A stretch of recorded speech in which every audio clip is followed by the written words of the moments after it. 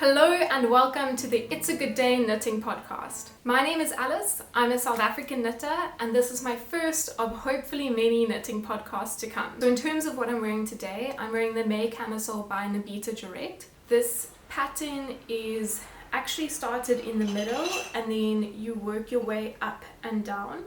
Starting in the middle with a sort of tubular cast on might lend itself to having a different sort of tension in the middle here, but I don't really find that issue. I do find, especially on the back, I have a lot of rowing out. You can see the different lines of stitches, but as soon as I'm knitting in the round, that isn't an issue, and I managed to avoid it in large part on the front, which is great. In terms of the yarn, I used Amara Bellissimo. This is a South African company, and Amara mainly works with alpaca fibers. Bellissimo is very interesting. It's a mix of alpaca and bamboo, which I found was a very strange combination, and that's the main reason that I bought it. I usually think of bamboo being a summer fiber and alpaca being a winter fiber because it's notorious for having a bit of a scratch factor. I found this a lovely yarn. It's definitely not something that I can wear on a very hot day. It does run a bit warm. But on cooler summer days where I want to have my arms out but I don't need something super light, this is great.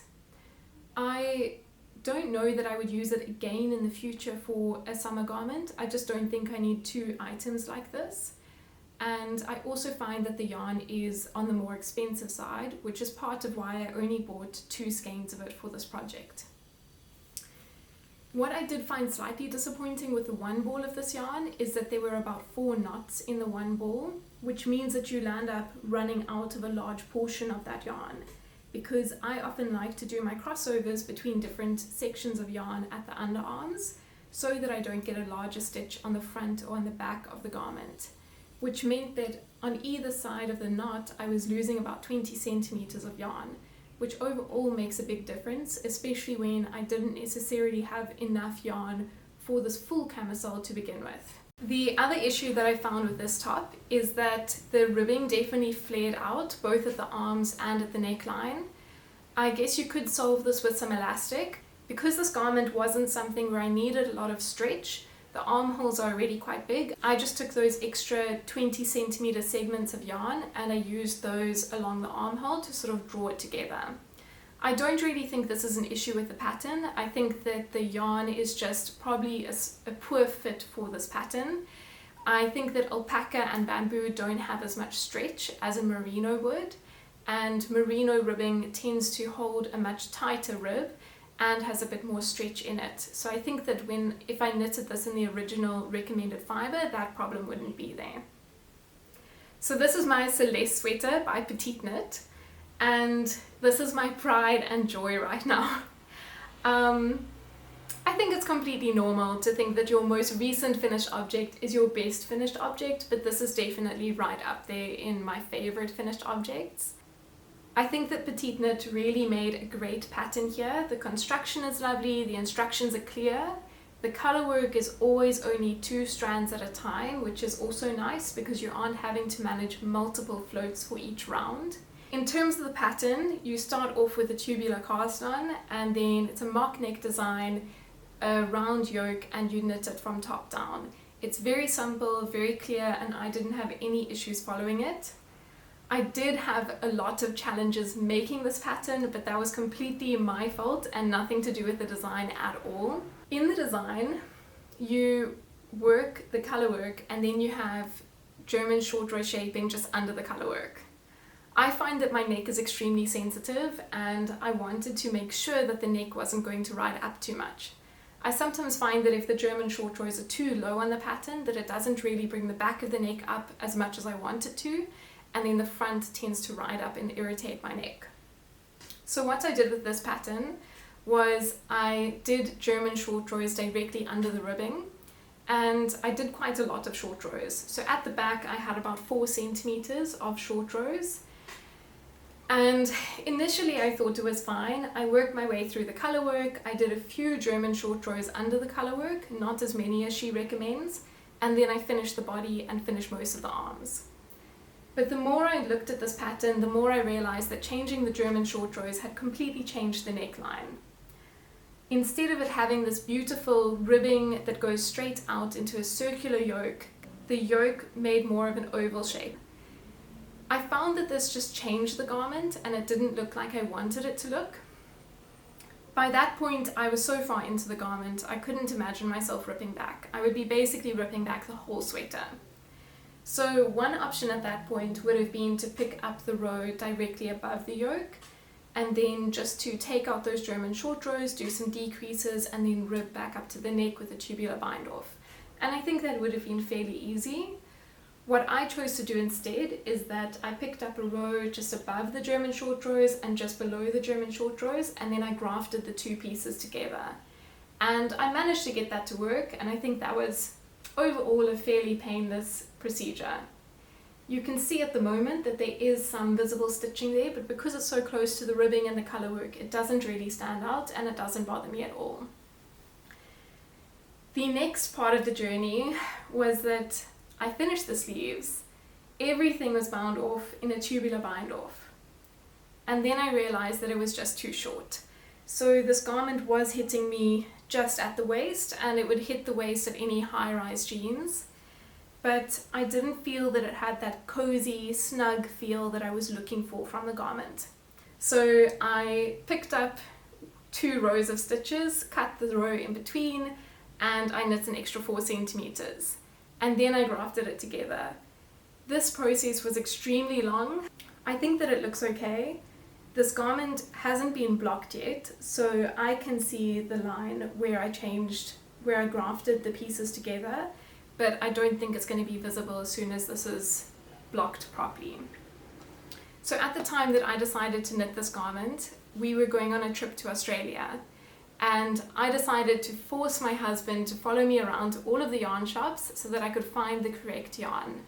Unfortunately, none of the shops that we visited had Peer Gynt, and I landed up deciding that maybe I would make it all in Australian yarns as a little memento for that holiday.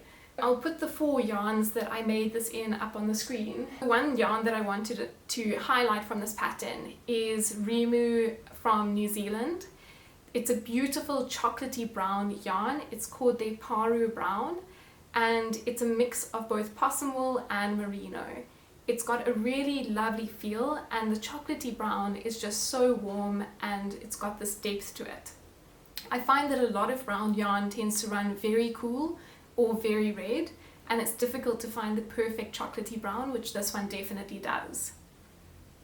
When I was picking out my yarns, I had a picture of Florence Miller's Celeste Sweater up on my phone, and I kept zooming in because I really wanted mine to have the same color scheme as hers. In the screenshot that I'd taken, it really looked like her colorful yarn in it was purple, and at the store they had this lovely lavender purple, which is the one that I went for. When I got home and I looked at the rest of her pictures, I realized that hers was actually blue, and at first I felt so disappointed because I just love the look of her iteration of the Celeste Sweater. But the more I looked at the color combination, the more I realized that this lavender purple is actually so lovely. I have a lot of blue yarn and a lot of blue items in my knit wardrobe, and having a little bit of purple mixed in there is a great change. Currently I'm finding that I don't really like having a lot of leftover yarn. I used to love when I got to the end of a project and had about 2 or 3 balls left over, because I knew that I could make something new with that fiber. But now that I have a stash that is too big and I'm definitely on a mission to make it smaller, I find it a bit frustrating when I have a lot of yarn left over from a project. This, however, is one project that I'm very happy to have a few scraps from. The whole time that I was knitting it, I really felt that I wanted to make some mittens with the same design.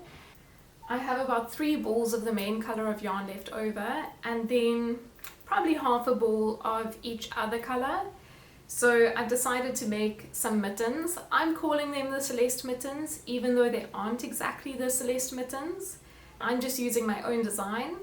I haven't made mittens before, but I have read a few free patterns here and there, and I'm keeping the construction of these fairly simple. So one of the things that I find quite interesting is when a designer releases multiple items in the same sort of pattern. So in this specific example, I'm talking about the Celeste range, where there's the sweater, the Christmas stocking, and the gloves.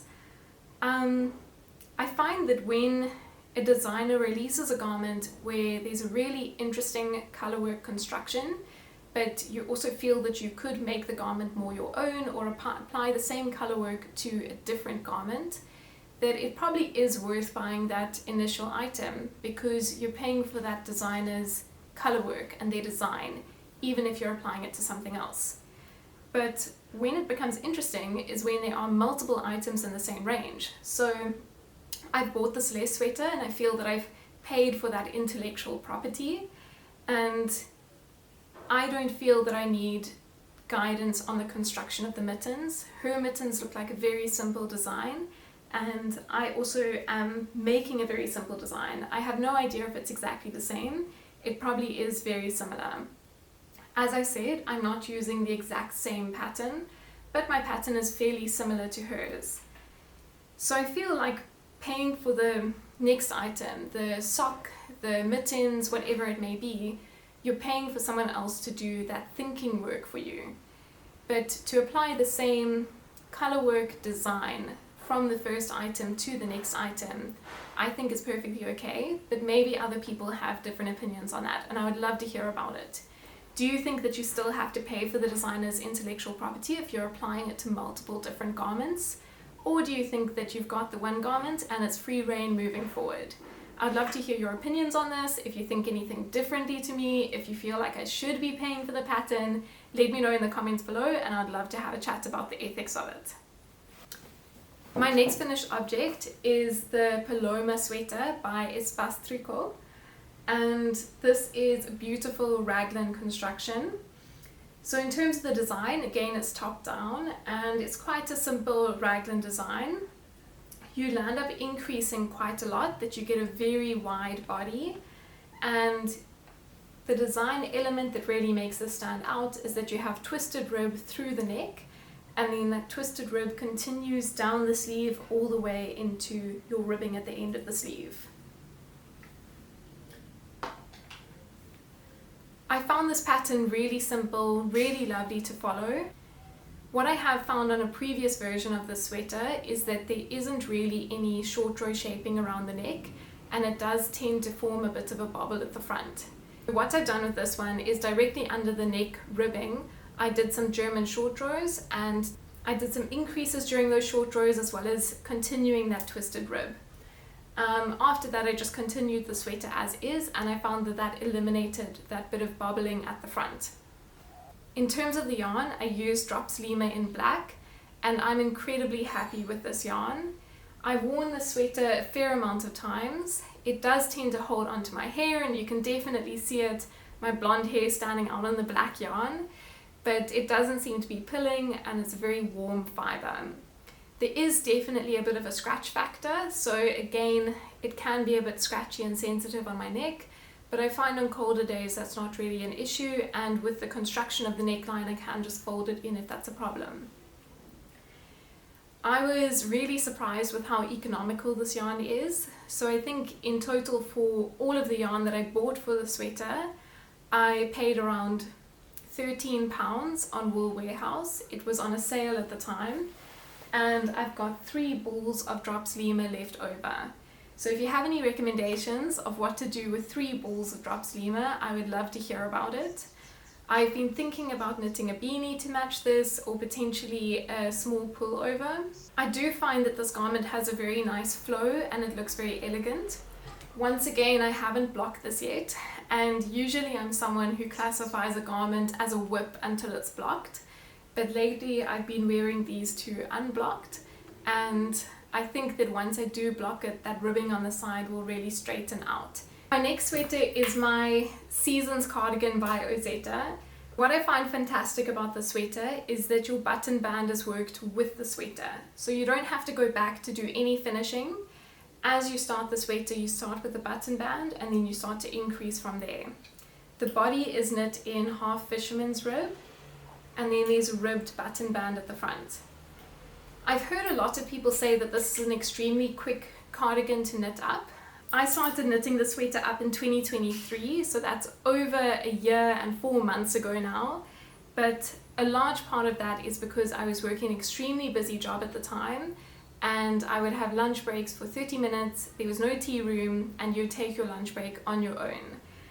So I would knit on this in my car on my own throughout my lunch break, and I think that when I picked it up again, those memories of not really enjoying that workspace and feeling a bit lonely would come up again. What I find now is that I feel proud of myself for having got through that time, and I've started to pick this up again in the last few months. So in the past few weeks I finished the sleeve on the left, and now I'm working my way through the sleeve on the right. I'm leaving the sleeves a bit shorter than where I want them to be, but I've just put in a small piece of yarn at the end here. I have a feeling that the yarn that I use is going to stretch out quite a lot with blocking, and I don't want to have to go back and cut the sleeves shorter. So I'll see how long these come out, and then I'll either continue the cuffed rib or I'll just bind off in tubular bind off at the end here. In terms of the yarn for the sweater, I used all South African yarn.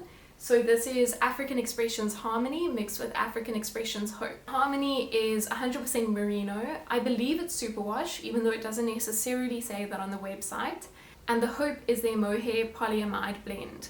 So it's got a lovely fluff and a lovely halo to it, but I do think that there is a risk that this could stretch out a lot with that superwash merino. I can't really speak to the wear of the Harmony at the moment because I don't have many garments that I've worn for a long time with it. But I have used the Hope many times, and it does have a very nice feel. I would say that it's very similar to the Drops mohair, where it has got a bit of stickiness. It isn't necessarily as soft as the Fulcolane Atelier, but that's exactly what you would expect for a mohair in this price range. This next item I'm going to discuss very briefly, because this, as well as my Cognac Sweater, are not going to be whips for much longer. So this is my structured loop sweater, and it's knit in Drops Lima mixed with 3 strands of a lace weight yarn, which is from Sleeping Cat fibers in the base linen merino, and it's 3 different shades of the colorway Sunrise. I'm going to put this down and I'll show you the next sweater that I'm working on and then talk about them both together. So this is another project in the same Sleeping Cat fibers, also in the color range Sunrise, and this is my Cognac Sweater. This is made up in 3 strands of this lace weight yarn, and I think these colors are absolutely gorgeous. So there's a yellow color, a peachy color, and then a last peachy color which is a bit more saturated.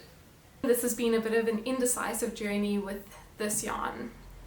I picked this out and fell in love with it in the store. I think that the colors are beautiful. It reminds me of a sunrise or a sunset with beautiful orange skies, but I don't think that this color necessarily suits me. As soon as I bought this, I knew that I wanted to make the structured loop sweater with the yarn, and I dreamt about having a white sweater with these beautiful orange stripes in it. I knitted up my structured loop sweater all the way to the armhole joining, so bottom of the armholes. I then decided that this color wouldn't suit me that well, as I think it's a bit too close to my skin tone. So I ripped back this whole thing up to the top here. I then added a lace weight pink to it to try and bring out more pink tones, and knit it up all the way to where the sleeves joined again. At that point I realized that the pink completely destroyed the beautiful sunsetty feel of this yarn, and decided that that wasn't right either. So I ripped it all the way back up and re-knit it in the original yarn choice. But the more that this sits in my whip box, the more that I realized that I just don't think I'm going to wear this piece, so I decided to frog it. As I was frogging it, I really wanted a project to put this yarn into, and I saw the Cognac Sweater on someone else's podcast on YouTube. Straight away I bought the pattern on impulse, and I started knitting it up in 2 strands of this held together. My hope was that having the yellow closest to the neck would sort of take the peachiness away from my face, and that you wouldn't see that it was too close to my skin tone as much. I just don't think that this is the right item for this yarn. I think that the yarn is absolutely beautiful and I definitely want to do something with it, but I just think that I need to find the right piece for it to really make it shine, but also be something that I want to wear often. My next current whip, which is something that has been and will be a whip for a very long time, is my twist loop camisole. You start at the shoulders, they do a provisional cast on. I've just done a normal cast on, and I really don't think that that ridge looks strange in any way. I don't think you can see it from the outside of the garment, and I think the only noticeable difference will be on the inside of the garment. I did make a small mistake in mine where I did an extra cable right at the top here, but again, I don't think anyone's going to notice it, and I only noticed it once I had really worked through the second cable. I didn't want to rip all the way back there for something that I don't think anyone will see, and I also didn't want to rip back to the top of this cable to repeat the same mistake and make it look more intentional. Because it's such a small gauge and I'm a loose knitter, I'm knitting it on 2.25mm needles, which is the same needles that I use for socks. So I'm working on this very slowly to save my hands. I do struggle with a bit of hand pain every now and then, so I have to be quite careful about when I use small needles, and I try to stick to projects where I'm using at least a 3.5mm needle. So for this project, I'll do about 2 or 3 centimeters at a time and then leave it for the rest of the week. But when I do work on it, I get so excited about what the finished garment is going to look like, and I love looking at all of the patterns on Ravelry. In knitting lingo, we would call this a labor of love, meaning that it's something that's going to take forever. The yarn for this pattern is Knitting for Olive. I forget which shade of blue this is. It'll definitely be on the screen. I think it was maybe lavender blue or powder blue, something like that, but it's a lovely blue color, and I think this will definitely fit nicely into my wardrobe. One of the things that I appreciate about the Knitting for Olive yarn, or that I'm excited for, let's say, is to have a summer garment that I'll find easier to wear. So I've got 3 summer camisoles at the moment, but all of them have got quite a high wool content and are somewhat rustic, and I do have to be very selective about what days I wear those pieces. I can wear them on cooler summer days or slightly warm days, but any sort of hot day, they're much too itchy. I've heard really good reviews about this yarn, and I'll be giving a review once I'm done about if the finished object really holds up and is wearable in the heat of the day. So I bought the Cognac Sweater as my impulse buy to use up my beautiful sunset yarn that is definitely going to be frogged. But I still love the sweater and I wanted to use it for something special. This is my second iteration of the Cognac Sweater, made in drops brushed alpaca. The yarn is once again very affordable, as everyone knows with drops, and I'm making the sweater in a single strand of the mohair. Right now the neckline does look very wide, but the finishing is with an I-cord edge, and I'm not too concerned about that being too wide when it's finished. If it does look a bit too wide, I'll just make the I-cord a bit tighter. What I found quite surprising with the sweater is that this is my first set-in sleeve construction. I have knit probably over 30 sweaters at this point, and I was certain that I had knit a lot of different constructions, but when I actually took a look through my Ravelry feed, most of them are round yokes, raglans and drop shoulders. So it was quite nice trying out something that had a new type of construction and to learn a new skill. I think that the pattern is written very clearly, and it's also quite a quick knit. Working on a brushed alpaca and a fibre that's very similar to mohair definitely slows me down, but I do think that the large needles help you to work through this project quickly.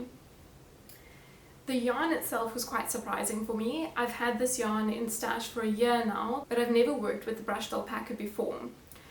I was expecting this to be very similar to a silk mohair or a mohair polyamide blend, and the website says that this is a worsted or an Aran weight yarn, and I think that actually holds true. So in the future I would be a bit cautious to hold this with a merino in place of mohair, just because I think that the gauge of this is definitely a bit wider than other mohairs.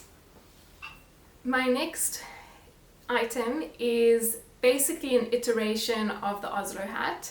I'm calling it a modified Oslo Hat. So this is made in African Expressions Adore, which is a mohair and merino blend yarn. It's got a single ply, so it's quite lofty, and it's got a very nice sort of squishiness to it in the final object. I mainly bought this yarn just to try it out, and then I fell in love with this color. In the future, I would love to knit a thick, beautiful sweater with this yarn, but I think right now I can't add that amount of yarn to my stash, and I have no need for such a warm sweater currently. So I decided just to buy this ball and one other ball to make hats in. I think that I like my previous version of this a bit better. I made this once before in the brown color, and why I call it an Oslo hat is basically just because I use the same sort of recipe or the construction technique, but my gauge is completely different. I've got instructions for how many stitches I cast on my Ravelry, but further than that, you'll have to follow the Oslo pattern. What I do find with this yarn is because it is much thicker than the yarn that Petite Knit recommends for the Oslo hat, is that it doesn't like to hold its fold over here. And I'm often adjusting it while I'm wearing it, and I find that the brim can look quite uneven because the fold is not uniform. So I think what I'm going to do with both of these hats is I'm going to do a stay stitch around the brim just to hold it in place so that it's a bit easier to put on and take off casually. One of my next little whips is the Christollen Cardigan. This cardigan is meant to be knit up in the round and then steeked at the end of knitting it. I'm unsure at the moment if you knit the tube all the way up and then you steek the sleeves and knit those as a tube, or if you work the sleeves in later on. I'm hoping for the moment that you work it up as a tube, but I'm not really one to read through patterns to the end, even though I know that you should. For now, I'm enjoying this. I find that the yarn is quite interesting to work through. I'm working this cardigan up in 2 yarns, so these are both lopi yarns. This is let lopi and this is plot lopi.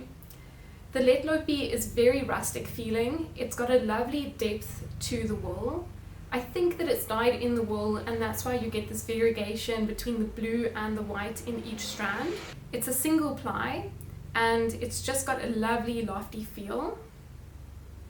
The plot lopi is unspun fiber, and I've had both of these in my stash for a while. I knew that I wanted to work them up together, and for a long time I planned to work up the porcelain sweater, but I decided eventually that I didn't need more pullovers at this stage. I have a few other colorwork pullovers that I'm planning to make, and I want to have a bit more variety in my wardrobe with a couple of cuddly cardigans.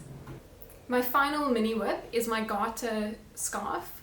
So this is heavily inspired by the Sophie scarf, and it's just a basic Garter scarf with I-cord on either side. I used a free Garter scarf pattern from Ravelry, and then I just spread out the increases a bit more than what that scarf had. So I think that it recommended increases every 2nd round, and I did increases every 3rd or 4th round, so that it had a bit more of a gradual slope. The reason that this is an unfinished project is because I knit almost all the way to the end, and right near the end I realized that I was going to run out of yarn before finishing the corner. So I didn't want to have a rapid taper right at the end. Usually I'm not someone who would be a bit nitpicky about this sort of thing. I don't mind altering garments and doing more rapid decreases so that I can finish the garment with the yarn that I have. But I do find with these small neck scarves, because you have both ties in the front of your neck, you see the asymmetry a lot more than you would with a longer project or a full scarf. This scarf is made using Wild Earth Fibre, which is a yarn company based in New Zealand, and it's made using Polworth yarn, which is yarn that is from New Zealand inherently, as far as I believe. This is a lovely little memento piece from our trip to New Zealand, and I think about it when I'm working on this, and I'm sure I'm going to think about it when I wear this in the future. So as you can see, I have loads of whips at the moment, way too many whips. I am in a bit of a place at the moment where I'm trying to manage my knitting. So I'm wanting to work my way through my stash, but I'm also very mindful of not putting too much strain on my hands. I am dealing with a few tendon issues at the moment, so I try to monitor my knitting every day and make sure that I'm not doing too much in a day. For most people, I would recommend sticking to fewer garments if you're dealing with hand pain, because I think that you're able to knit and see incremental changes in your knitting, and finish garments more quickly when you knit on fewer items. But for the moment, I'm having a lot of fun working on different garments. I've been on holiday and it's always fun to cast on something new when you're taking a break. In terms of yarn stash, one of my intentions for this year is to keep my yarn stash low. I want to work through my stash and make sure that I'm making use of all of the fibre that I have. There are two reasons for this. The first one is that I felt like as an early knitter, it was really exciting to build my stash and to know that I would always have some yarn to reach for. But now more and more, having a large stash has just felt like a very large to-do list that I'm never going to get on top of.